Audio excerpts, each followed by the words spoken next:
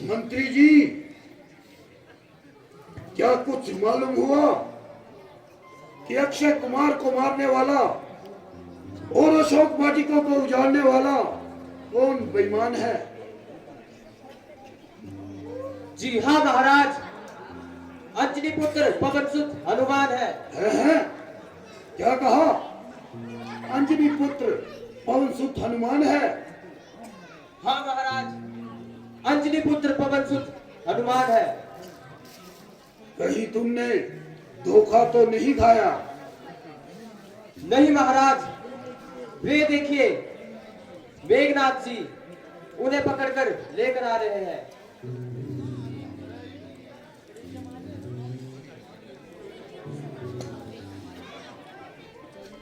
पिताजी, अक्षय कुमार को मारने वाला और अशोक वाटिका को उजाड़ने वाला आपके सामने प्रस्तुत है। इसे जो चाहे दंड दीजिए। दंड देने से पहले अच्छा है कि इससे इसके अपराध का कारण पूछ लिया जाए।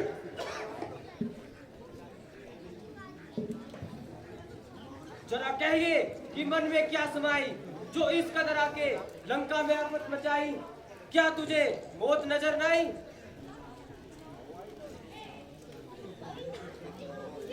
चुप रहने से प्राण नहीं बचेंगे। जरा मुंह से कुछ बोलो, कुछ जवाब दो। चुपचाप खड़े क्यों हो? क्योंकि इस समय मैं राजबंदी हूं, अतः किसी अरे गहरे से बात करना अपनी हानि समझता हूं। अगर कोई पूछने वाला पूछेगा तो जवाब दूंगा, पाई पाई का हिसाब दूंगा। पड़ा हो शेर पिंजरे में मगर वो कू नहीं जाती, दिलावर की कला के सामने मगर वो खू नहीं जाती। रस्सी जल गई मगर बल नहीं गया। चले बल किस तरह मेरा, मुझे किस बात का गम है। वही तू है, वही मैं हूं, वही दम है, वही खम है। अरे निर्लज, ये नीच कार्य करने से तो अच्छा था कि तू कुछ खाकर सो जाता, ताकि तेरा खात्मा हो जाता। पवन और प्रहलाद के नाम पर तेरे कारण कलंक का टीका तो न लगता। अभी तक भी वक्त है तेरा पश्चाताप करने का। किया है काम ही तूने विनाशक डूब मरने का। अरे निर्बुद्धि, तुझे इस दशा में देखकर मेरी गर्दन मारे शर्म के झुकी जाती है, किंतु शौक कि तुझे शर्म भी नहीं आती है। अभी तक तो झुकी है, तुम्हारे ही झुकाने से कई दिन जमी से न उठेगी उठाने से।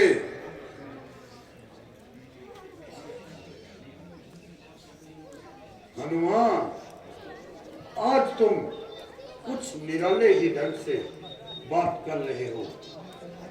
क्या तुमने पुराने संबंधों को एकदम ही भुला डाला?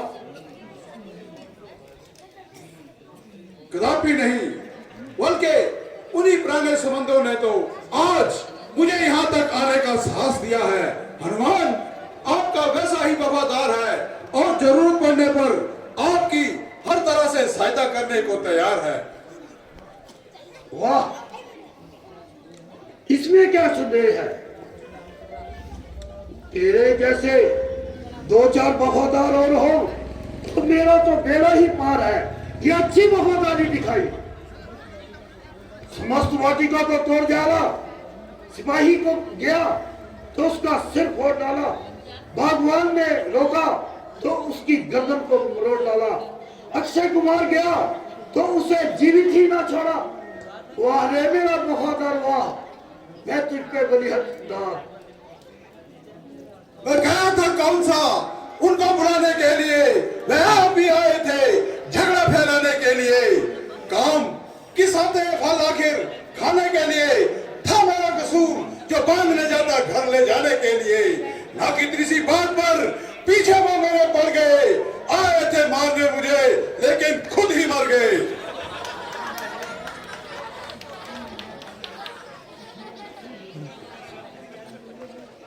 प्रश्न तो ये है कि तुझे यहाँ किसने और क्यों भेजा है? कहा था सुग्रीव जी ने, और आया था सीता माता की खोज करने के लिए। है? क्या कहा? सीता की खबर? हाँ हाँ, सुना नहीं? सीता माता की खबर।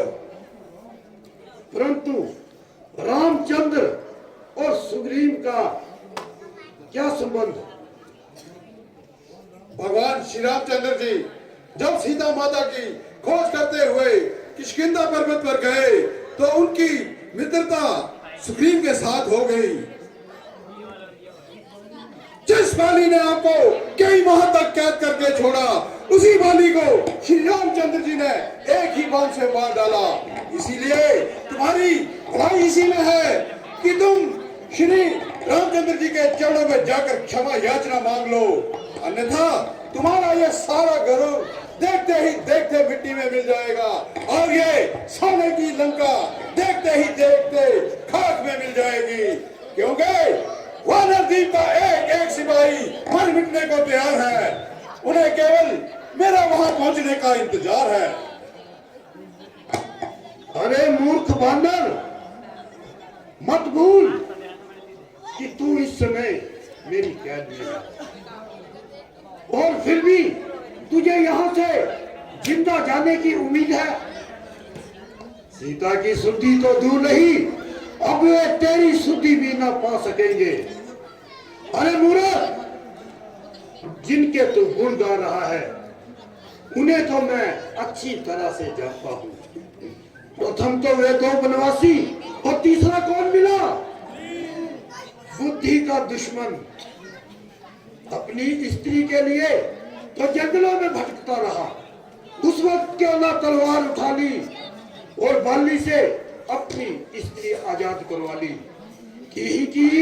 कहीं का रोड़ा भानुमती ने कुनवा जोड़ा, 150 आदमी इधर उधर से इकट्ठे किए और चले रावण से युद्ध करने।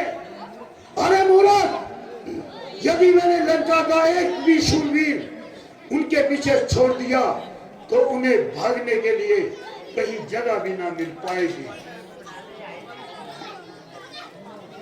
सच है, जब किसी की बुरी घड़ी आती है तो उसकी बुद्धि विपरीत हो जाती है। किसी ने सच ही कहा है, यद्यपि पुरुष और विषयी पुरुष का आपस में बैर है, उसे इतना मालूम नहीं कि कौन अपना है और कौन गैर है। तथापि मैं हैरान हूँ कि इस लंका में कोई भी ऐसा सूरवीर नहीं जो तुझे इस विनाश कार्य करने से रोक सके। ओहो, मगर अब मालूम हुआ यहाँ तो बसते ही कायर है।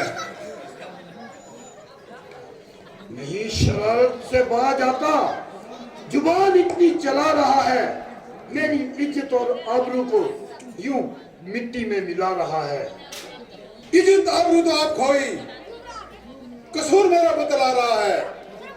अजब तमाशा है यारो, यह कैसा दिन आ जा रहा है। अरे नलायक, बता तू मुझे कि तू खोट किसका दिखा रहा है। मैं तो वो भला हूं जिसके भय से काल खुद खोप खा रहा है। लोग सब कुछ ही लेंगे, देख तू इस कदर क्यों बड़बड़ा रहा है। कल जो खाता था खौफ जिसका, आज वह उसी को खा रहा है। हुआ मैं जितना नरम उतना ही जमीन को सर पे उठा रहा है।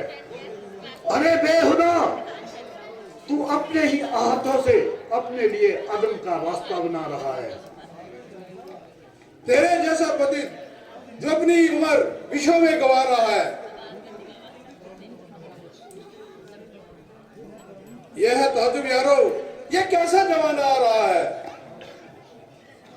ना मैंने जब तक उठाया खंजर तभी तक बड़बड़ा रहा है। अरे मूर्ख, तू अपने हाथों से अपने लिए अदम का रास्ता बना रहा है। चंद दिनों में होगी चर्चा, वह भी दिन नजदीक आ रहा है। कहेगी दुनिया यारो, जनाजा रावण का जा रहा है। हनुमान! अरे दुष्ट वानर, तू रावण के सामने ऐसा बेहुदा बकवास कर रहा है। मैंने हरदम खूने जिगर पिया है, बहुत तेरे बड़े बुजुर्गों का लिहाज किया है, मगर अब मैं तुझे इस तलवार से मजा दिखाऊंगा। रुक जाइए भाई साहब।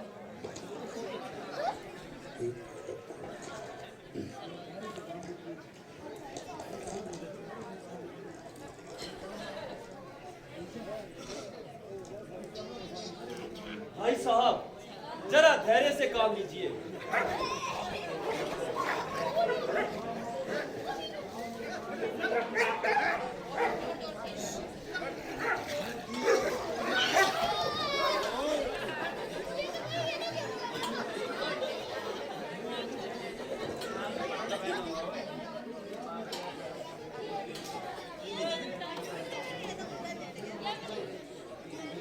हट, मेरे सामने ना आ।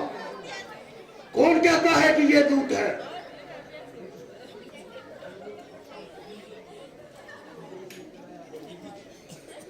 भाई साहब,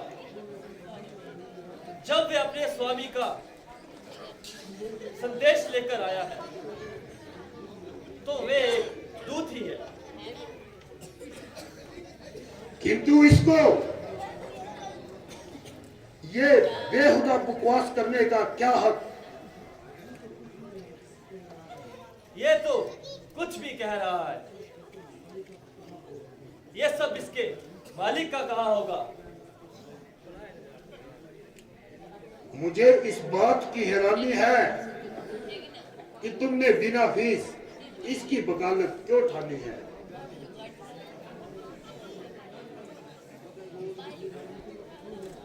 ये राजनीति का असूल है।